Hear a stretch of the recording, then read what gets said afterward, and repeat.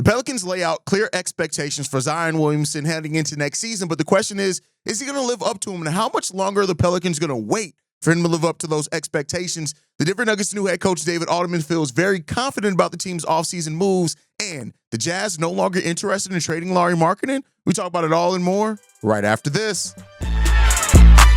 Welcome to the number one place for your daily basketball news and analysis, NBA Central. What's going on, basketball fans? Welcome to another episode of NBA Central, your number one spot for everything basketball related. I'm the host, Hayes, but more importantly, you guys can follow the channel at NBA Central Pod on every social media platform we happen to be on. With that said, let's go and get into the content for today, y'all. And Joe Dumars was speaking in regards to the team, and he laid out some very candid comments in regards to Zion Williamson, saying this. The first thing I would say about Zion is he's incredibly a good guy. He's a really good person. He's obviously immensely talented. He and I have had some incredible conversations. We are constantly in contact with each other. I've talked to him about the responsibility of being great and the responsibility of being a leader and being a captain, of being the best player, of being the face of a franchise. I've talked to him about how out of all those things come with responsibility, and how it's time now at 25 years old to embrace those responsibilities. So Joe Dumars is a guy that's no nonsense, right? We know that Joe Dumars is not afraid of shaking things up. He's not afraid of coming in and disrupting some things. And when Joe Dumars came in, it was with, some thought that, okay, maybe now they could be more open to moving Zion. Now, over the course of this offseason, they've made the decision to go ahead and build around Zion, right? His non-guarantee date passed. They decided to go ahead and allow that to come. He has a non-guarantee date every year in the offseason where they can come out of that deal with no repercussions. But they decided to go ahead and allow that to be guaranteed. And that shouldn't be a surprise to anybody, especially as Joe Dumars has recently said, no, this is the guy that we're still building everything around with this team. This is a team that's made some changes this offseason, sending out C.J. McCollum, Brandon Ingram at the trade deadline as well.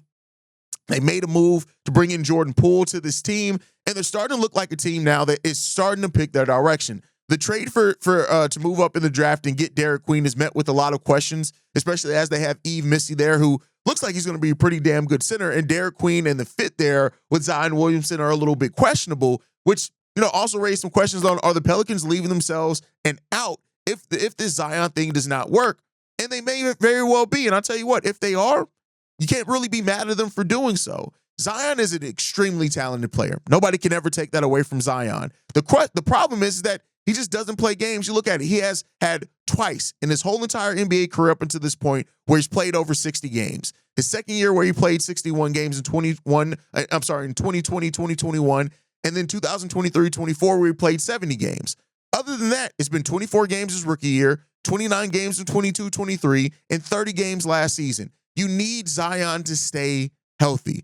And so this Pelicans team that now is starting to look like a roster that if they do decide to pivot off from Zion Williamson, you can see a path, especially if Derek Queen ends up working out for this team. You can see a path in which, all right, maybe you are going to start moving on from or preparing for life without it. They got Jeremiah Fears in there as well, right? They've done some smart things over the years as far as setting themselves up if they need to do so. Getting Queen, getting Jeremiah Fears there at number 7. This is a team that could very well move on from Zion. Or it could be a team that could thrive with Zion Williamson if the guy can stay healthy, can keep his head in basketball. Hearing that Zion's a good person, great, that's cool. There are a lot of really good people that aren't able to stay healthy in the NBA. Zion has to do more. Zion has to be better. And so, relying your future on if Zion stays healthy or not can be a very dangerous proposition when it comes down to that. We know he's good. We know he's damn good when he's on the basketball court. There's no question about that at all. The question now is he going to be able to have enough availability to get over the hurdle, and he's going to be able to keep his head in the game enough to focus on what's needed to be a great player in this league? The possibility is there.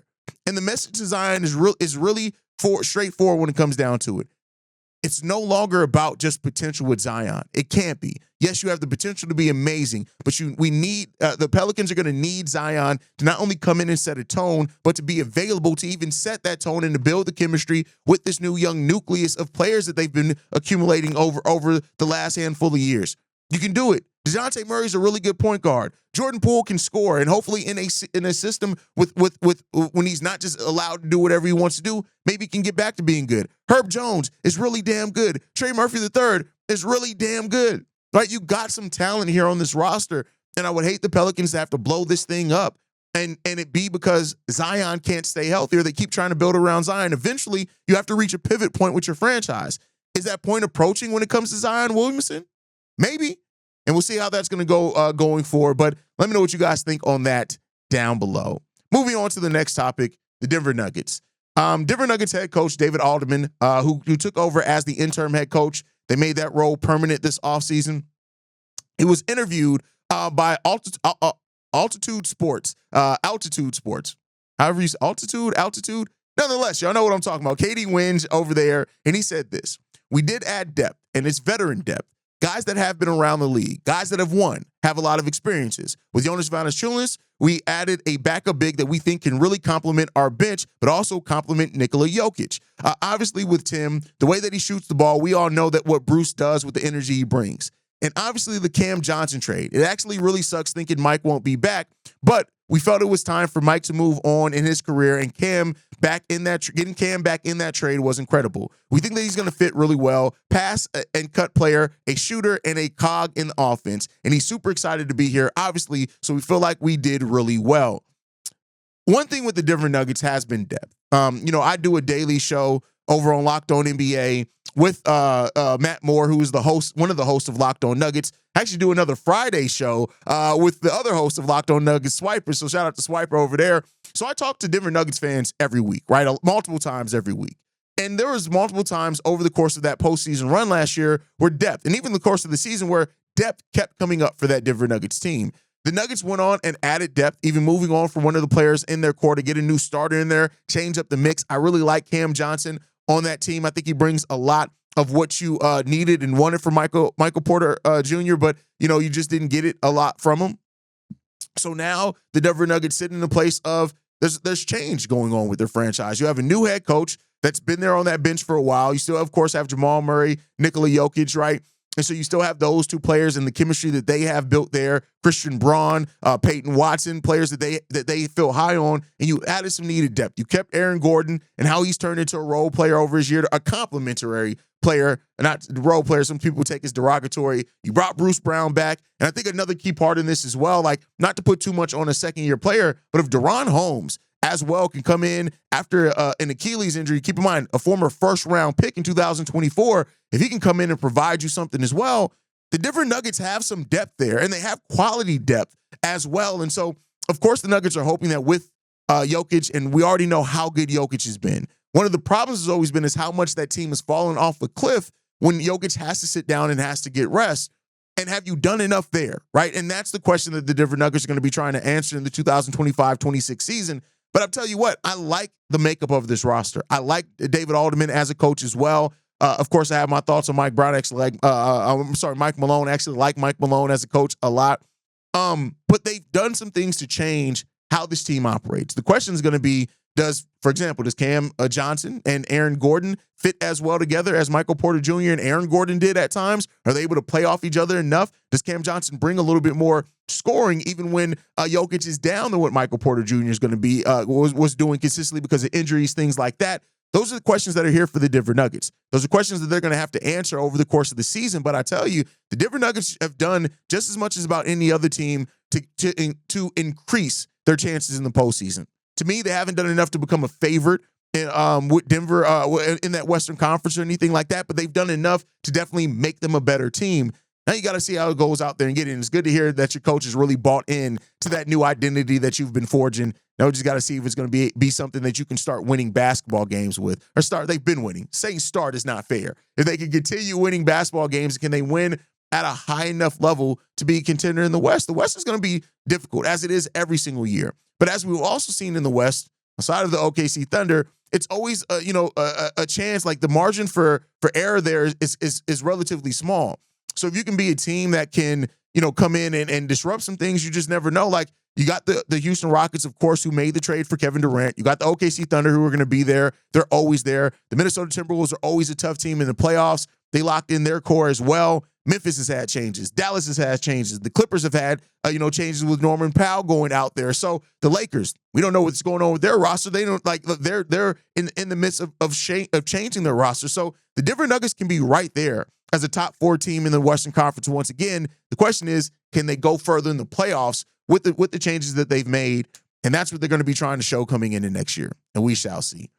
With that said, we're moving into the next one. According to ESPN's Tim McMahon, the Jazz, while they've gotten younger this offseason, John Collins is gone. Colin Sexton, gone.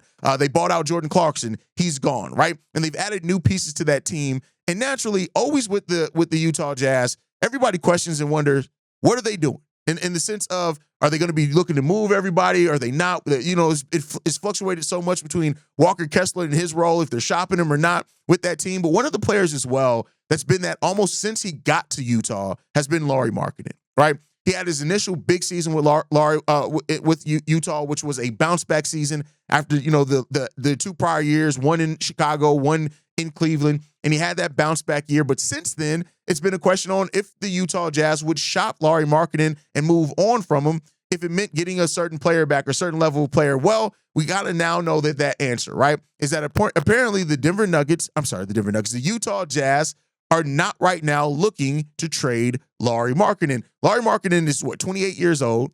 And when it comes down to it, Lauri is a very talented player, right? And he's a really big part of what they're doing right now.